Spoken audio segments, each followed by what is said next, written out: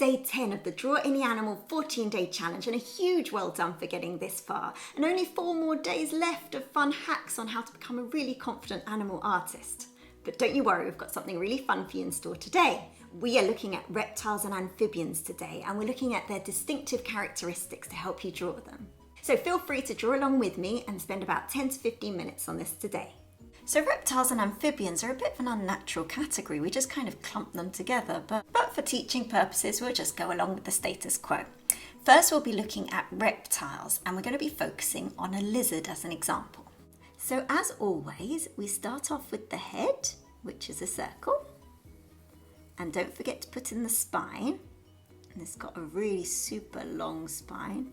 It's got a long body with a long tail. And the tail's at least as long as the rest of the body. There we go. For the shoulder area, I'm just going to be using an oval shape. Like this. And then I'm going to join it up. And then the front part, the mouth. And then the legs. So we're going to be doing the joints. So there's one little circle joint here. One little circle joint here, and then one here. And as you'll see, the limbs, they're kind of bent outwards from the body. Just put in a little foot there. And the feet are plantigrade. Do you remember that? So they walk on the soles of their feet, just like us. Let's put in the hind leg. So one joint here, one joint here, one joint here, and then the foot. So this is the hind leg. And they keep their bodies really close to the ground. So I'm just going to add in a bit more of the body.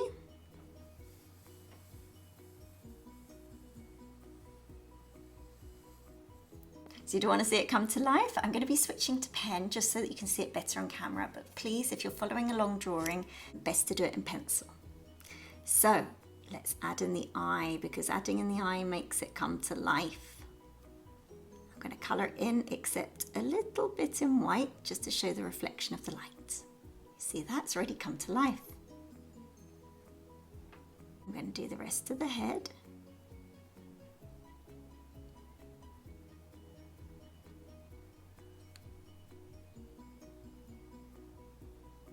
Coming down. Then we can see the bump for the other eye on the other side. And the little nostril there. Let's do the spine, because that's the easy bit.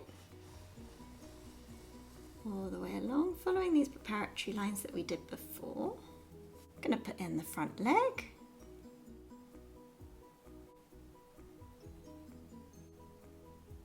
So it's bending outwards away from the body. And then the claws are long and curved. You can't really see it so much on this because it's got its little digits in the sand. It has 5 digits on the front feet, and then the outer feet have an outer thumb, and then the hind legs have an outer thumb as well. So just draw the abdomen. Now for the hind legs.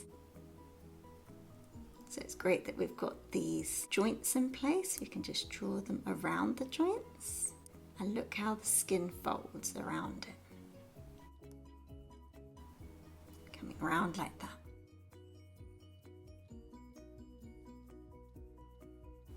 So we can't see all the digits here. There's that little outer digit there. Let's do the tummy, following the guidelines that we did before. And then following the tail all the way around. So we're just going to be focusing on one side profile. So erase all the pencil marks and you'll see your amazing lizard. Now let's add a few details. So let's add some scales. Now a super simple easy way to do this is to do lots of fine lines all in the same direction. You don't have to cover the whole entire animal like this.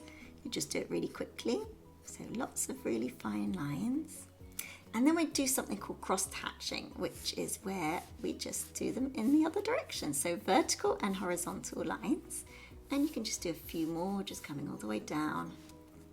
Try and make the ones that are going around the tail slightly curved, the vertical lines, just to show that the tail is actually round. So I'm doing them slightly curved. Can you see? Again here, slightly curved. And then a couple like that. Should we put some on the legs? Again, slightly curved. And then slightly curved. Slightly curved. So there's our finished lizard. Let's go on to amphibians. So for amphibians, I've chosen to draw a frog. And as always, we start off with the head, which is a circle. And then we add to it. So we add the spine, remember? It's coming diagonally down. And then it hits a place which is called the sacral lump. This is where the pelvis and the spine meet. So that's actually a joint. Let's add in a joint. There's also another joint, which is further down here. So we join those two joints up.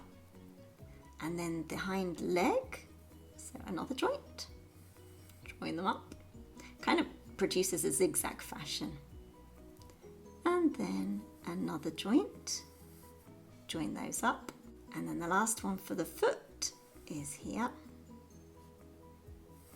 And we've got the digits. So it actually has 5 digits on the hind legs and then 4 on the front legs. So let's do the shoulder. This is just here. So that's a joint.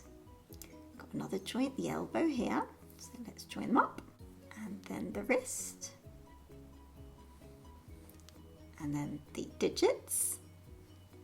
Can add in the rest of the head and these enormous eyes. So this is the very basic shape. We're just going to fill it out a little bit by drawing the tummy, which comes round here. So again, I'm going to do it in pen, but please feel free to carry on in pencil. And don't forget, if I go too quickly, just hit pause and rewind. So as always, let's start off with the eye to make it come alive. Huge big eye. Let's add some areas of reflection here. So I'm just going to colour it all in apart from those little areas.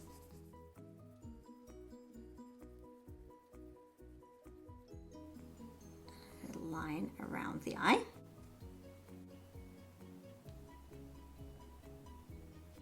Add in a kind of, what would you call it, a snout area? I don't know what they're called on frogs. But anyway, the mouth and nose area. Rest of the head. Until we come to this sacral lump. And then we do the hind leg. So we're jumping down to here because this is in the foreground. It's easier to do.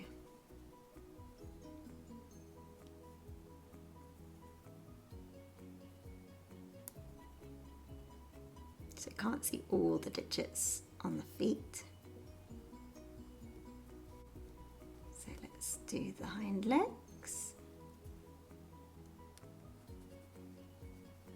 Like this.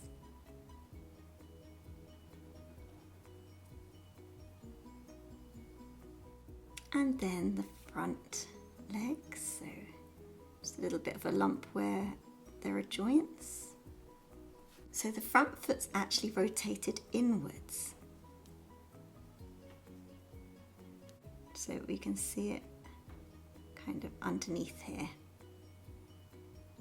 Can't make out all the digits because it's rotated inwards, if that makes sense. Coming round. Round like this. And then the throat. And the tummy area. So again, we're only drawing it from one side, not to complicate things. But let's erase all the pencil lines. So here's our finished frog. If you want to go one step further, I have tutorials on a Komodo dragon here.